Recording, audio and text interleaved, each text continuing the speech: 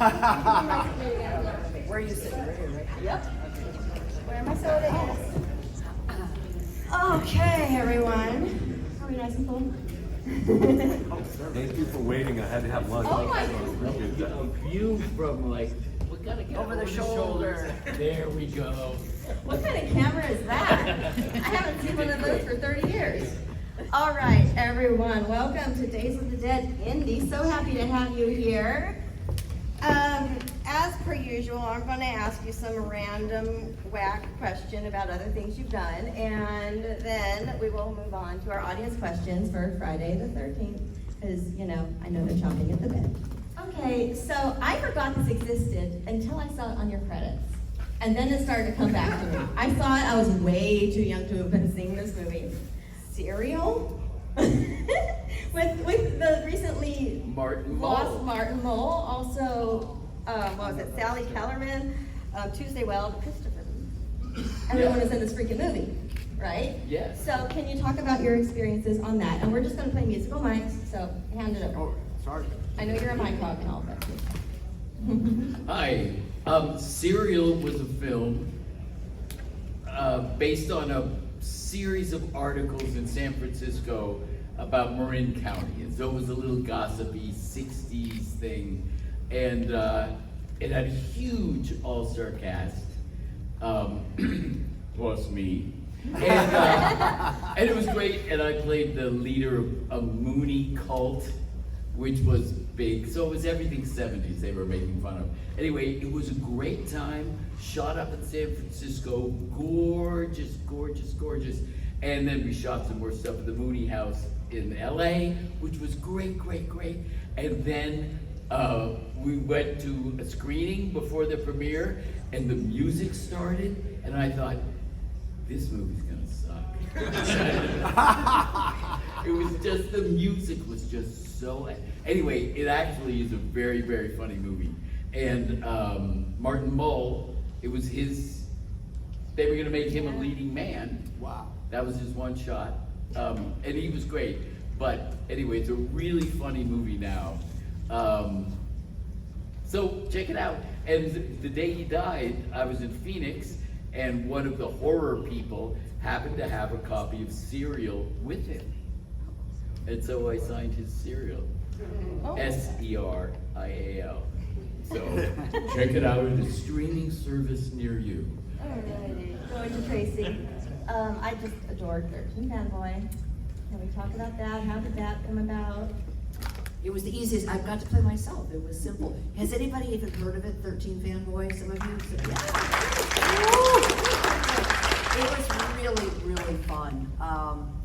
I got a call from Deborah Voorhees from part 4 or 5, Yeah. 6, I don't remember. And she was producing a movie where she was bringing in Friday the 13th actors to play themselves, who they are currently. And there was some person who was stalking, especially the women, and murdering them one by one. And by this time, I've been out of the business for decades. I've done other careers, and I was now a college professor, and I thought, you know what, this sounds really fun, I'm gonna do it. So I flew to New Mexico, and we shot for 3 or 4 days, and I played a college professor. But the best part about the movie, for me, the most fun, because remember, I'm not an actor now, it's been decades, but my death scene in that movie, I don't know if any of you saw it, was crazy. I got a power drill to the side of the head, and the blood was everywhere. The blood, from head to toe, I was covered in blood. And I had to fly home from New Mexico that day, and we were in some bizarre location. There wasn't even a bathroom. I mean, I had to go into a sink and kind of lean in and get the blood. I mean, my bra, everything was covered, was pink. My skin, I was pink for about a week after that. No matter how much scrubbing, that blood didn't come off. Yeah. And anyway, that was I had a blast on that movie. There is a little, at the very, very end, if you watch the credits, I did a little kind of blooper thing. So the killer, and I won't give it away, big, tall, strapping, handsome young man, and he'd already killed me, and I'm supposed to just sit there in the chair looking dead. And they shot the scene where he's taunting me and walking around. And I turned to the director and I said, can we do another take? that just didn't feel right to me. It's just crazy, because I'm literally sitting there like this, like, yeah. So, but then I turned to the kid that was taking behind the scenes clips and I said, roll on this, roll on this. So as I'm sitting there looking dead, and this strapping guy who's the killer is walking around me and talking in my face, and as he gets right up into my face and I'm like this, I reach up and give him a big kiss. He screamed. He went, "Oh, yeah." Anyway, everybody laughed, and so they used that in the very end in the bloopers as the credits are rolling. They're showing me. That was so much fun. I loved it. So it's an interesting movie. I can't quite tell you the story because I didn't quite understand the story, but everybody dies, so that's all that matters. Everyone in it is a Friday the 13th alumni. Pretty much, It's yeah. like Melanie Kinnaman and Judy Erickson. Yeah, Judy, yeah. Bunch of, and some others. Steve Wallace is in it. Yeah, Ron Sloan, Yeah. and yeah, it A was bunch of people are in it. super fun. There were a few survivors and a fun twist, and so I enjoyed it. Okay, so I got two for you because she reminded me when she uttered the phrase, "the blood was everywhere." You did a film called "The Blood Was Everywhere," right? I did. I did. The experience was really great. It was quite a professional setup, considering it was low budget and everything Yeah. else. It was funny. I was living back east at the time, and so when they premiered it, I took a buddy of mine, just went, and they showed the movie at a place. It was like where you could have a beer and stuff like that. Then we go and we sit down, and this movie comes up, and it was absolute shit. I mean, it was absolutely terrible. So we get out, and I'm sitting there just dying 1,000 deaths because my buddy, and I dragged him. I'm just sitting, dying, and then we leave, and we get back in the car afterwards, and I'm like, bro, I'm so sorry I brought you to that. And he goes, what do you mean? I go, that was the worst thing I've ever seen. He goes, I'm so glad you said that, because that was really terrible. You know, but before we go any further, I just want to say something. So I've known Tracy now for 42 years, and we've done other projects together and what have you. And this woman, every time I see her, every time, without exception, her hair is perfect. So, a round of applause for Tracy's hair. And this woman's not perfect. So I have helmet hair. And that's what they call news anchors with the helmet hair. And I was a news anchor. I had to do a story for a station I worked for in Los Angeles, and I was in a wind tunnel with hurricane force winds, 120 mile an hour winds, and I'm standing there, and my hair was just straight up blowing. And then I step out of the wind tunnel, and my hair goes. And they took some still screen shots of that photo with my hair, and they had it a graphic put that said Airhead, and gave it to me. Maybe fun little ribbing, but yeah, the hair, it's pretty much a helmet. You know, your final scene in the Bone Garden, Yeah. Wow. it was actually really beautiful. I thought, oh my God, Tracy has another look. And it was really quite good. Crazy. It's like 1980 all over again. Yeah, it was. Yeah. No, Or maybe 1990. it looks good. I thought it was a great. Starring Tracy Savage's hair. The savage hair. Yeah, oh my God. That could be its own horror film. It could be. It is a horror film. Paul, what I really wanted to talk to you about was you did a series of shorts with my friend Scott Goldberg. Yes. I wanted to know about those because I was like, I know this man. It's interesting, you know, we get contacted by people that want to maybe do a film. A lot of times these young independent filmmakers, you just don't know whether you're, rubbing up against something that's legitimate or whether the person's just whatever. So I tried to do what I could in due diligence to see if Scott Goldberg was a legitimate whatever, there was potential. And I kind of decided it was, and he was super young when I first met him. So he was like 24, and I think he's like 42 now, and has a child, another one on the way, and And a brand new movie coming out, by the way. yeah, and Forest Hills, and he brought Shelley Duvall out of retirement for it. That's very cool. Anyway, so I ended up working with Scott, and the guy's just a visionary cinematographer. He struggles a little bit with trying to tell a story, and he really needs a strong producer or AD to kind of keep him on a short leash and that sort of thing. But he's just he has an eye and an ability with a camera that you don't see too often. Yeah, I agree. I have a very important question for you. Yeah. I gotta know. I think you might know the answer. Okay. Exactly how many wives did Henry VIII have? Henry VIII had 6 wives, but Larry King, more importantly, had been married 7 times. And she's asking me that because that was the answer that won me $250,000 on a game show, and I beat Ken Jennings. In a trivia. Because I knew that. Can I just interject? Larry told me he was going to be on this show. I don't know. It's awesome. Okay. And but contractually, I'm guessing you couldn't say if you. I didn't want to ruin the surprise. He didn't. Yeah, he didn't ruin the surprise. I'm watching this game show. And I'm by myself, and I go, "Me what?" I'm jumping up and down in my bed. 2007. Show called 1 versus 100. You can. He told me the whole story. If you go to my Wikipedia page, you can see the clip. There's a link to the clip. Oh my It's goodness. just amazing. Is that the, 250 grand? Yeah. So listen. Yeah. We got it. There's all that kind of Yeah, stuff. that paid off, dude. Yeah. Congratulations. Yeah, right. You're like, why do you know all this? Well, Yeah. once in a while, For so two- my wife can never say like, well, why do you have all that shit in your brain? 250. Well, hey, I bought you a Mercedes, so you know. No, we were just now out in the restaurant 10 minutes ago, and Larry is just spewing like what we had or what he ate for lunch the 3rd day of shooting of Friday the 13th. And I'm like, dude, why the fuck do you remember all this stuff? He goes, I can't help it. It's just in my brain. But thank you. You Validated serious himself. money. He's the encyclopedia. yeah. Was that your only game show? No, I was on a show called The Inquisitor. I won $500. That was like a game show series. Someone knows it. I was on a show called Juvenile Jury when I was 7.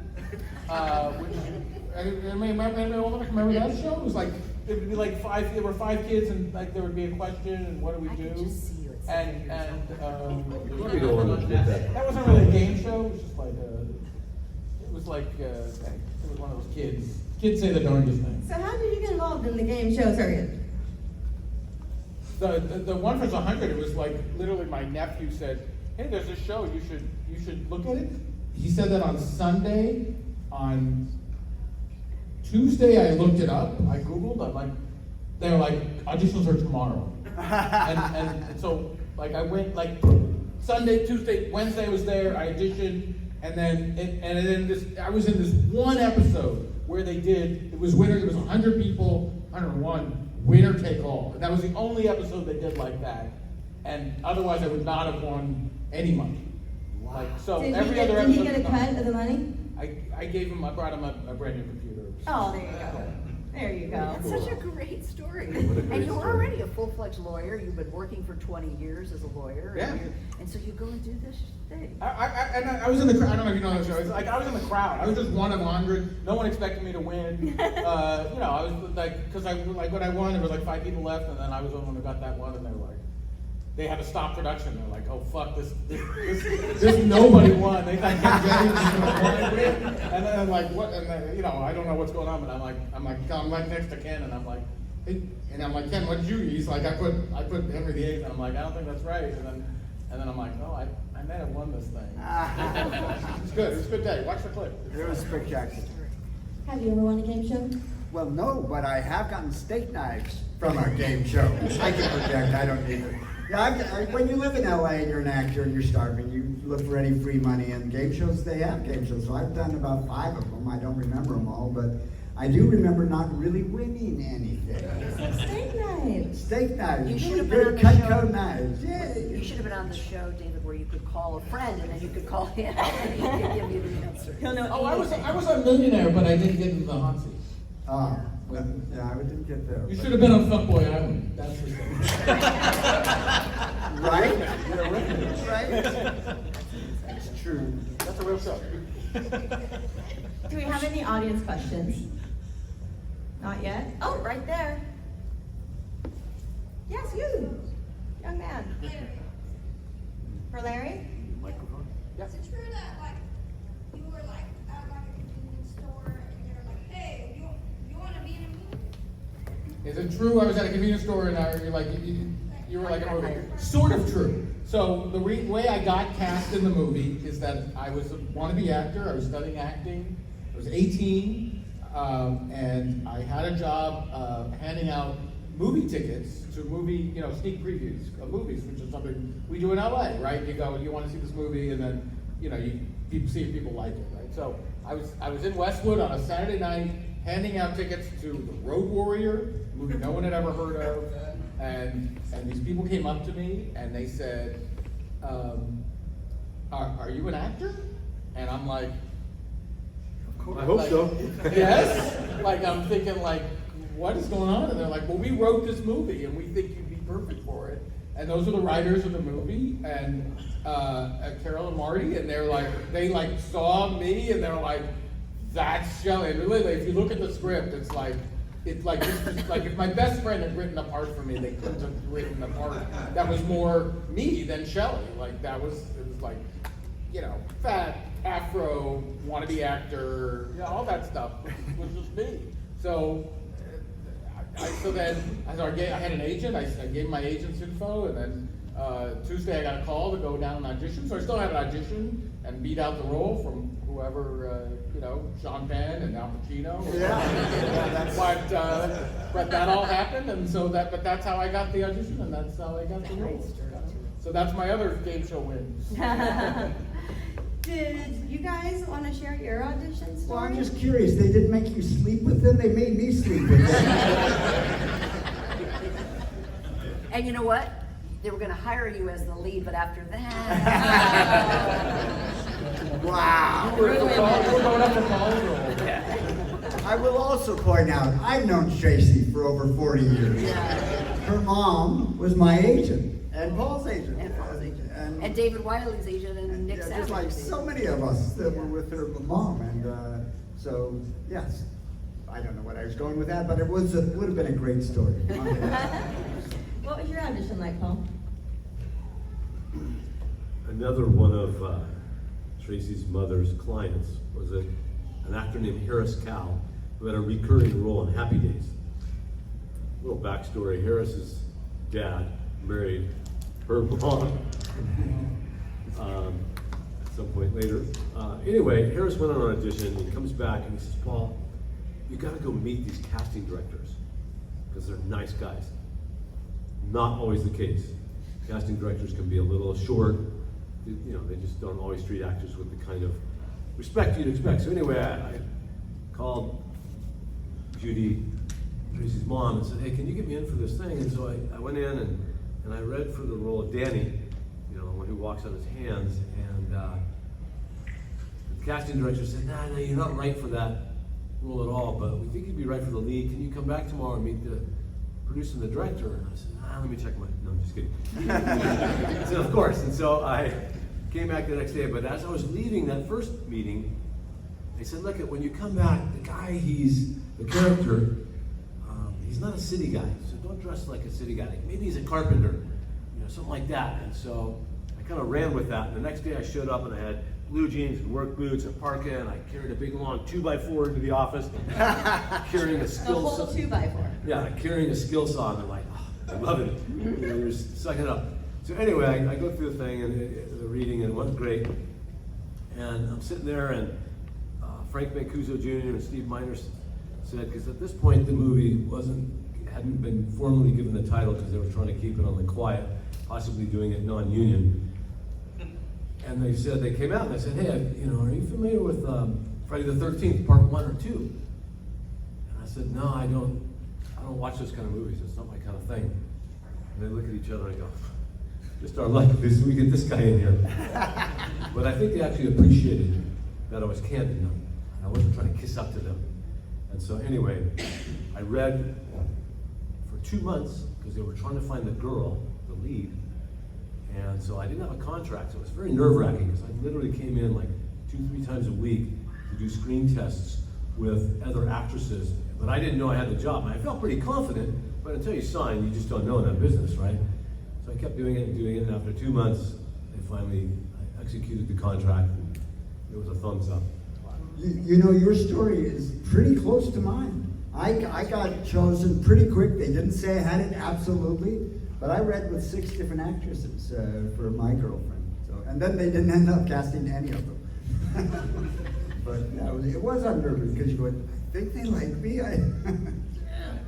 May I borrow that for a moment? You may. Now, their experience is very different from mine. You have to remember that this was low budget. It was Paramount, but it was certainly not a film that was on anybody's high radar. My agents, I didn't audition, but my agent said, no, come on. I had like 2 Lou Grants that they were offering me, you know, and I was doing chips and those kind of things. Yeah. And they said, this movie is going nowhere. As he said, they were even trying to like get away with doing it non-union. Yeah. This was not a high-profile picture. It happened to hit the jackpot, and it had Steve, that's who I knew, you know, to produce it and get it done really, really well, threw in the 3D thing. But you're looking now saying, Friday the 13th Part 3, at the time, this was not a high-profile job. And I was told it was not a good enough job. But I like these movies. So I said, I like Steve, I like these movies. But you kind of have to remember where this was in the hierarchy of 1982. I think Paramount had an inkling because this is the third.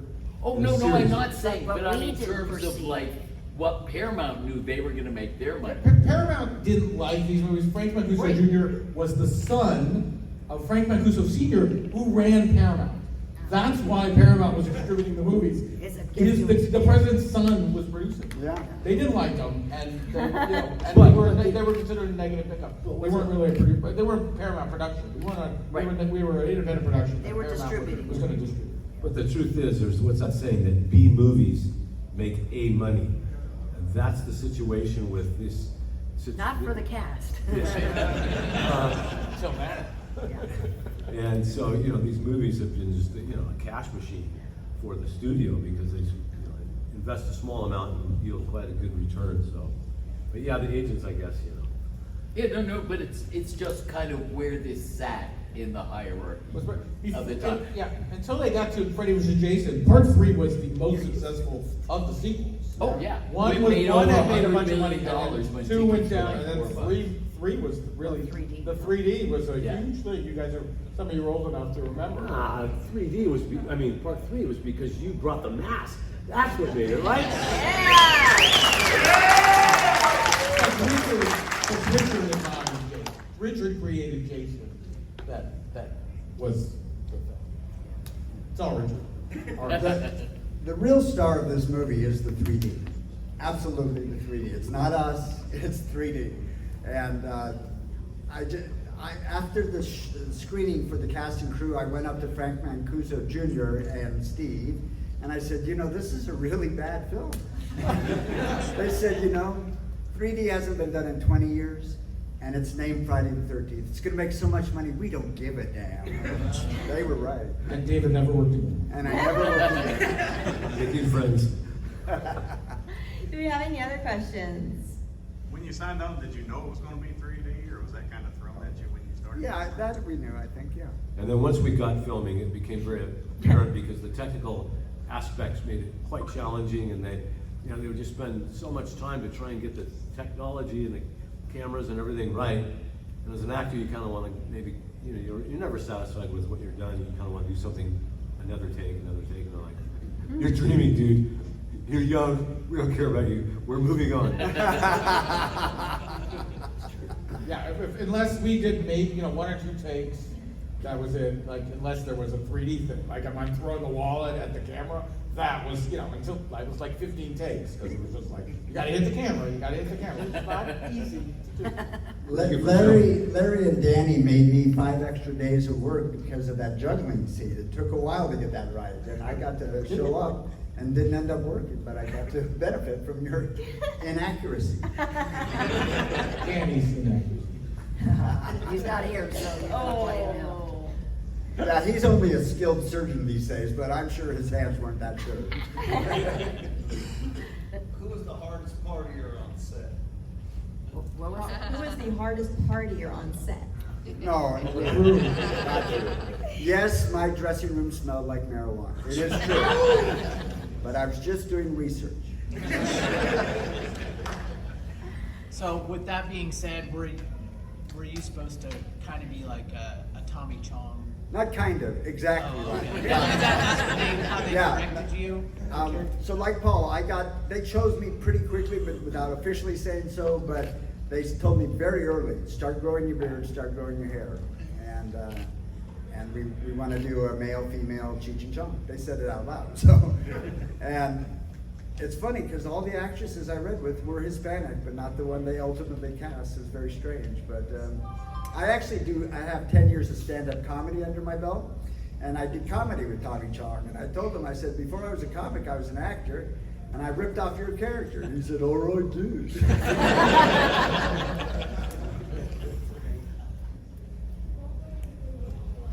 Favorite kill? What was your favorite kill? In this movie? Yes.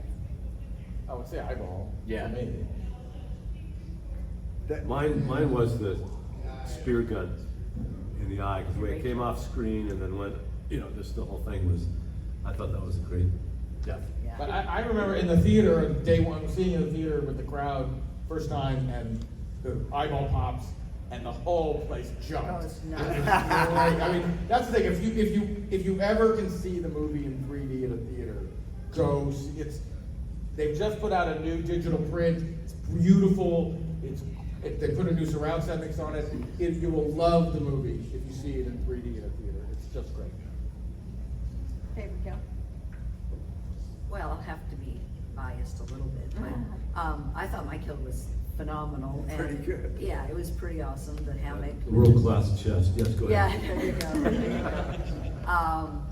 It took, as we're talking about the 3D effects, took a long time. It was a whole day of shooting just to get that 1 4-second shot. But it was also, wasn't it a sort of a play on part 1, Kevin Bacon. Kevin Bacon's death. And it was just a classic, knife through the throat kind of thing, and blood. From under the bed. Yeah, Like, yeah. very specific scene, Yeah. right? I would say that was my favorite. What's your second favorite one that's not yours? Yeah. Come on, Tracy. Yeah, I'm gonna have to go to the eyeball. That was a pretty darn good one. Yeah. Although Shelley's was good too. The eyeball got written up in People magazine. It Eyeball did? death. That's funny.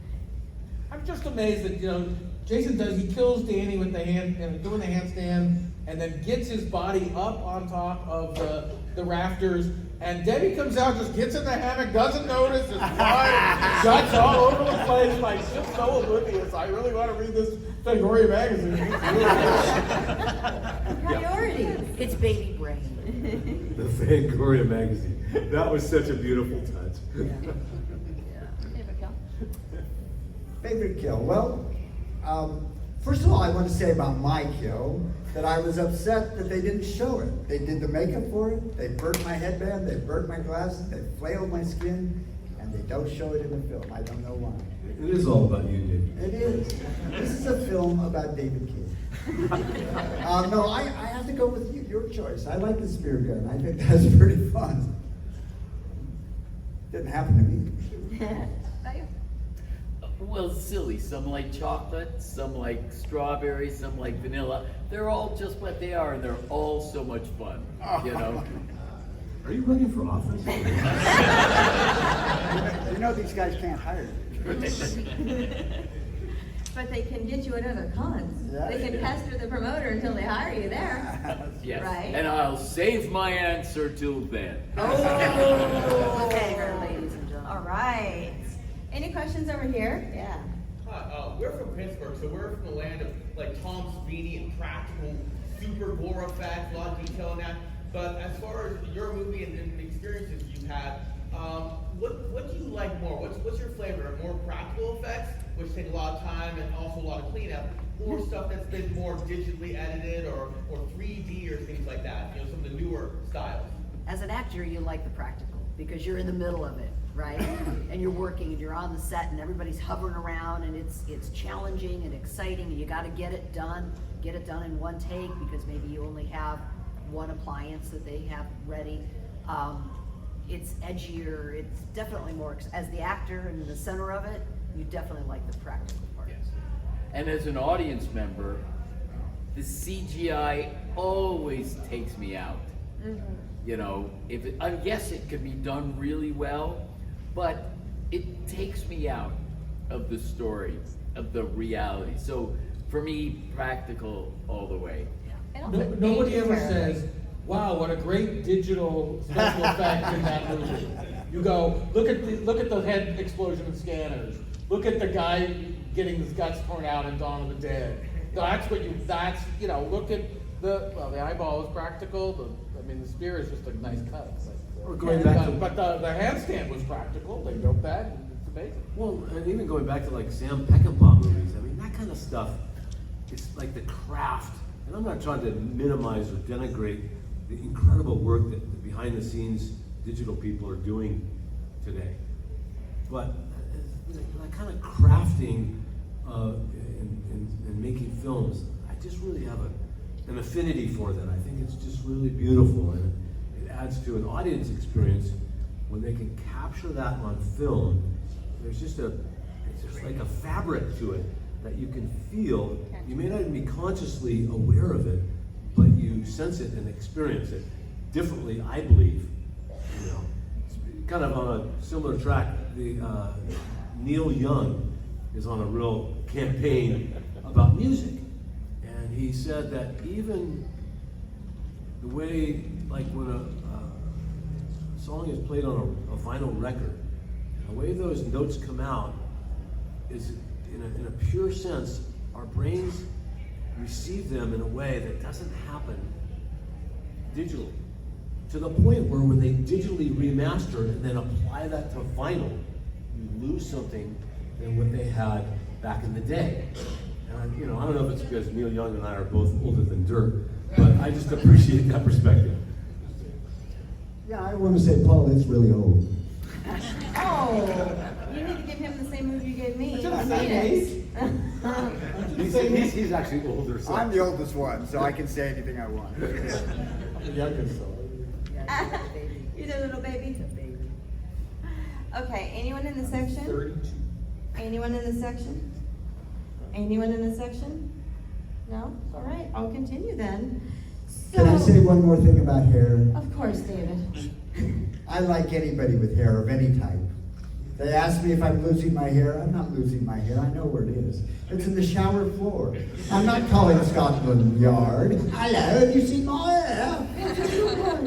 Okay, that's all I have to say. You should grow it out and get tips from Tracy on her helmet. Grow it out. You one day too will grow old.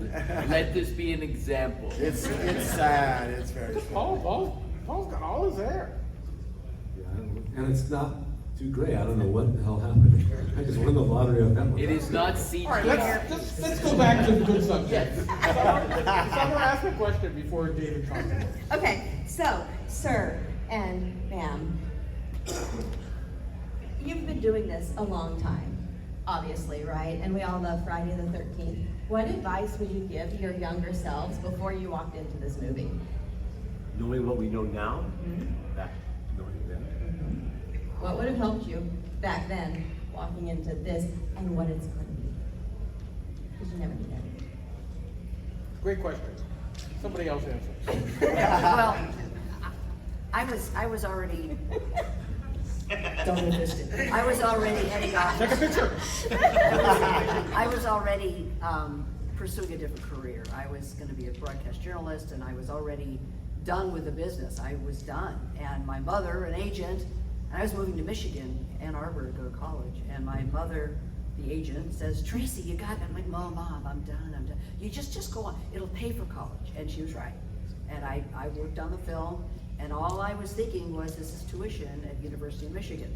This is what this is for. So I didn't have the pressures or the stress of, God, I hope I'm good in this movie, because I wanted to lead somewhere for my future acting career. I was like, this is fun, and I'm just making money so that I can go pay for college. So when I look back now, I probably would have had even more fun, because where it ended up is incredible. And the fact that we're here 40 some years later is incredible. Yeah, and I'm so grateful. Like at the time, I thought, you know, I'm going to be taken serious as a broadcast journalist, and I'm going to cover major stories, so I'm not going to talk so much about my acting career because I don't want to be thought of as, you know, some bimbo actress, which is not nice. But You tell the O.J. Simpson. no, But you have to tell them. No, tell the story. It's a good story.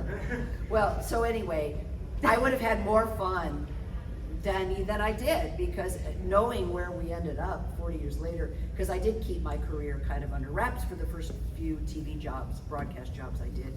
Again, I wanted to be thought of as a hard news reporter. So fast forward to 1995, and I'm covering the O.J. Simpson trial in Los Angeles, and For NBC News, by the way, not just like, no, Yeah. like she was, like, Yeah. we all knew Tracy. And I got subpoenaed by the defense team. They wanted me to reveal who my confidential sources were. And there's a thing called the SHIELD law that protects journalists from revealing their sources. So I knew that I was never going to reveal my sources. But it was kind of a scary time. I had to take the witness stand, and the entire world was watching. And so I was like panic stricken that I would say something stupid or look stupid, you know, in front of the world. But the National Enquirer ran a story. Now this is 15 years after the movie. I'd been a reporter for 7 years, 9 years. Ran a story from Friday the 13th. Remember, I have the shower scene. Topless news reporter to testify in the O.J. Simpson trial. As if I'm doing my news report topless. And it was in the National Enquirer. And of course, at the time, I was again like, oh my God, this is gonna ruin my career. Now I laugh. I think that's just ridiculous and funny, and hey, look, I made the National Enquirer. But at the time, it was crazy and ridiculous. So, Who was the source? Who was the source? yeah, I can never say. Well, Tracy, let's stay on you for just a second. You know, you talked about, you know, might be the only one here that has been doing this for a very long time, right? I think. I did my first commercial. Right. So, what advice would you give child you? Like when you were aware of what you were doing, and what would you like to have known then, or tell your little 5-year-old self? Well, back decades ago, the industry was very competitive. I competed against Jodie Foster, who was a brilliant actress, and Helen Hunt, and Christine McNichol, and Melissa Gilbert, and a lot of really good actors. I was an average actor, but I wasn't fantastic. But it still was, it was competitive. Today, it's ridiculously competitive. And I would say my mother's an agent for children. She's retired now, but her business is still thriving in Los Angeles. Just know if you're getting your kid in the business, they have to absolutely be passionate about it. They have to, like, it's all they want in the world, because it's so competitive. There's a lot of disappointment. There's a lot of rejection at a little age, a young age. And if your kids want to do it, if your parents and you're raising children who want to be actors, it had better be their choice. Because if it's your choice, it's really hard on the child. And don't you think too that I think a lot of young actors, they have kind of a dual motivation. Because particularly now in today's world with social media and the constant exposure, trying to draw attention to yourself, the idea of being known, a celebrity or beyond, that is not the perspective you want to have. You want to be a creative artist. And so when you see a child that wants to have it with a passion, they better have a passion And for study. creativity and performance, not for the attention that performance will ultimately get them.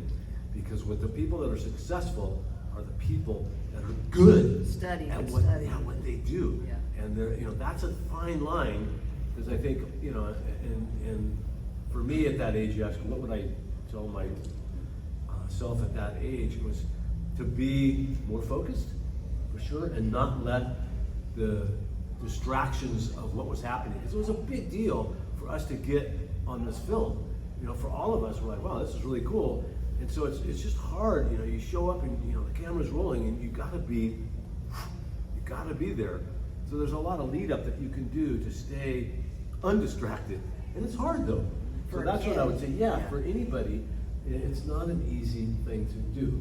I'd like to add to that though and say that if they do it, if they really are into it and they do it, being told no all the time is good for humans. We don't get everything we want. And for them to say, okay, I didn't get 8 of them, but I got the 9th audition, that's great. That really makes you stronger in character to be told, okay, I can suffer, I can get setbacks, but I can have successes too. And that's what I would tell myself. It can get that, and then also lots of years in the therapist. Yeah. Yeah.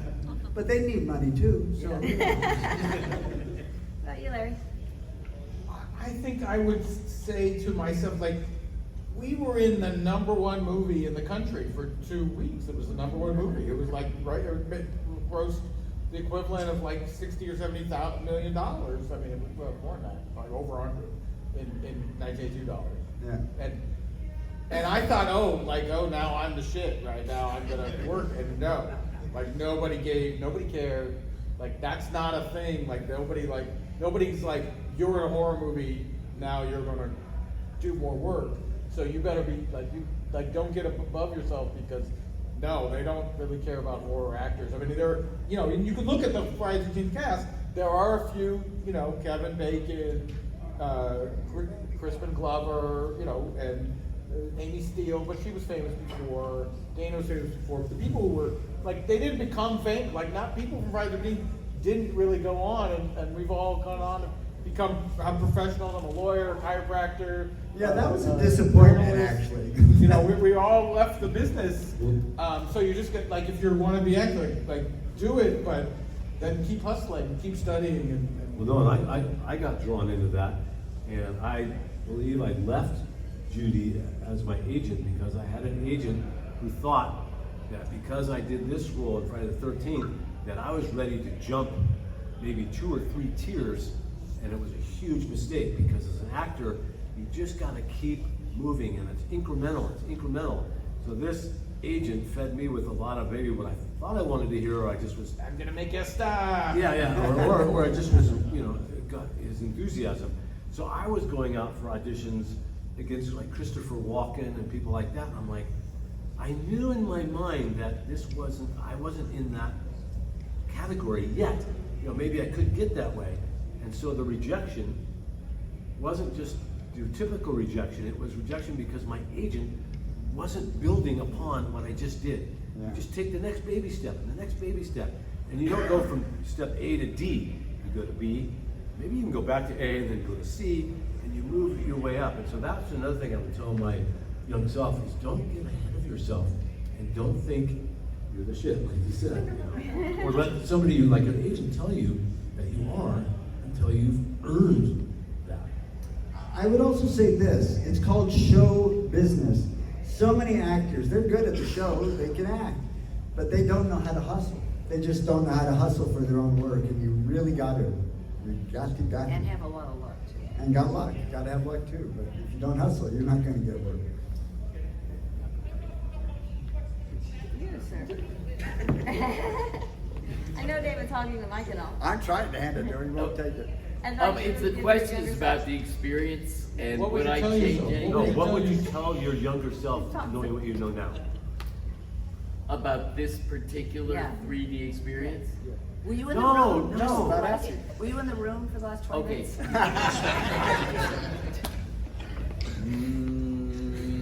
I would tell myself, you're doing great, Yay. keep going. That's right. Never made a mistake. Yeah. In your guys' movie, Jason finally got the hockey mask. At the time, did you realize it was going to be as iconic as it? No way. No way. No way. Except for Larry, he thought so. I mean, who would know that there would be? We thought it would be the last movie. No one thought there would be another movie, but I knew enough to ask for the mask. I said, "Can I keep it?" And they're like, "No." But then no one knows where the part 3 masks. So it just got lost to history. It was, probably worth a couple $100,000. It's probably like a pop song, or really popular. People have a sense that something's going to happen. We didn't have that sense, but I don't think anybody had any idea that the hockey mask would become such an iconic. Well, I never even saw Jason in the hockey mask. Neither did you. You have one, you never see him in the hockey mask. You don't, I mean, we No, don't, he's well, I saw him on the set with a hockey mask. right, but he's not like, but it wasn't like a thing, like you go like, oh, it's gonna be a thing, you're like, we don't even have scenes with him, like, where you see like, oh, this is cool. A happy accident, no Our question. Jason was Richard Brooker, and he was British. And the first time I saw him on set, he had that hockey mask on, and he was walking around with a pipe. Going, all right, who am I going to kids now? All right, well, that about wraps it up. Everyone give it up. Thank you.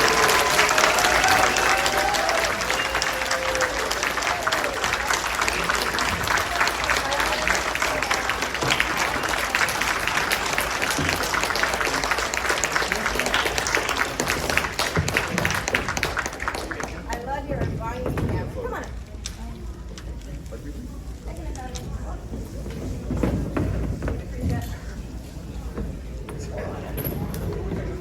Thanks for coming Oh, thank you. to the event and to this Oh, meeting. and the person, my friend. Discussion. Back in our thing. All right. I would have also told my earlier self, don't worry, you're going to be so good looking they can't resist you. Right. Yeah, that's. Come on in, guys.